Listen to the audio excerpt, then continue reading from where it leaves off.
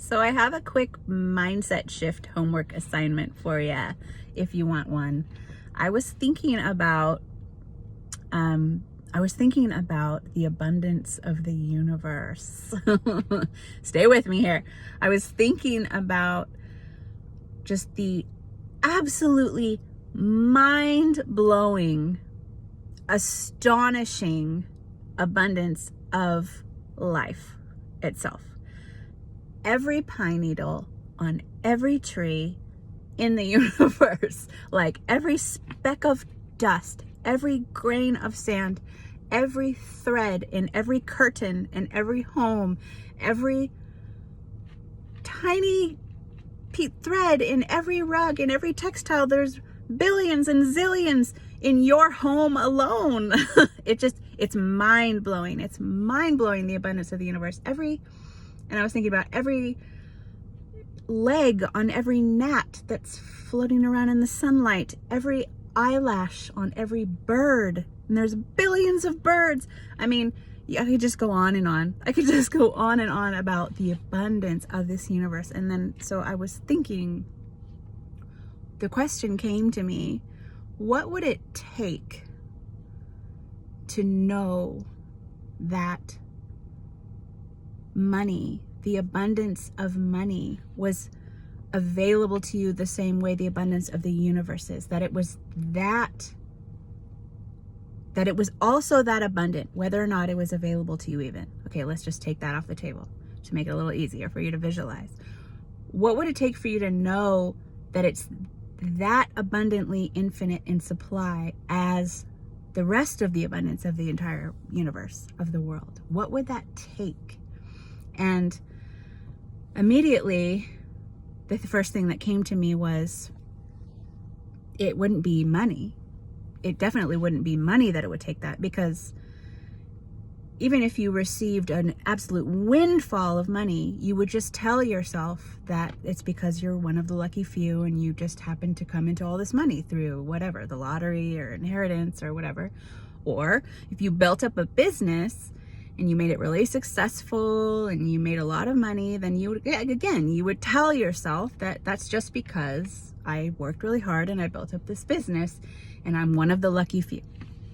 So what would it take to perceive money as in abundant supply, as the rest of the absolute mind-blowing abundance of the universe? What would that take?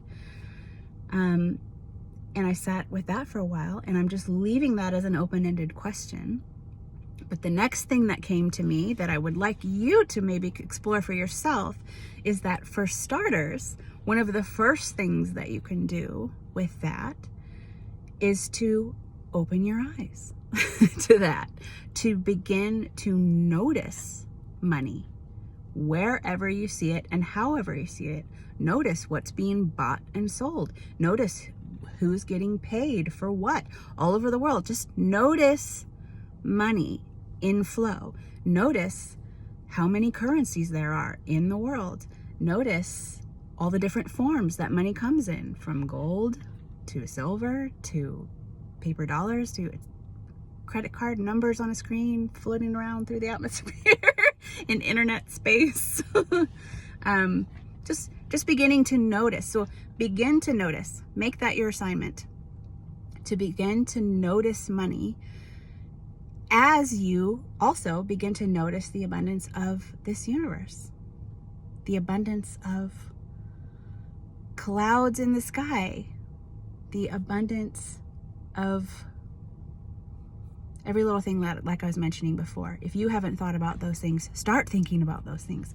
Start noticing the abundance of the universe and bring that same noticing to money, because we are trained in scarcity. We are taught scarcity. We're trained in scarcity.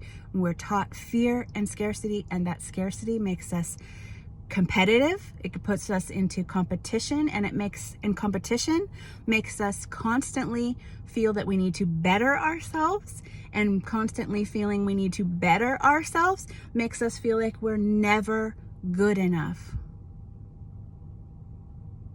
because we're always going to need to compete, and those bettering things are just based on that you're not enough in the first place. You're never going to be enough because there isn't enough. There isn't enough, and you're not enough, and we're just stewing. We're stewing in that message of fear all the time. And it seems so very real, and it's made real through our belief in it. It's perpetuated as any belief is perpetuated and then acted out. So it's very real.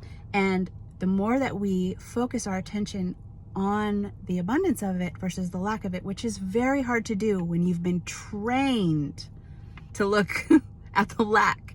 You've been trained to just have blinders on to the lack. Blinders on to the abundance. Blinders on so that you see only lack. We're trained in it, and it's hard to retrain, and part of our brain does not even want to look at that. But so I'm inviting you to do that. If it calls to you, I'm inviting you to begin to notice, and also to ask yourself the question, what would it take? Maybe you have even a better answer than I do. I've just asked the question, and I'm actually curious to see what other answers are going to come to me now that I've asked. But that was the first thing that came to me to do, is just notice. And I consider myself somebody who does notice all the time actively, but I'm going to bring extra awareness to that now. And I'm just going to see how that pans out, see how that feels, see what that feeds. And I invite you to do the same. Love to hear your thoughts in the comments. Bye.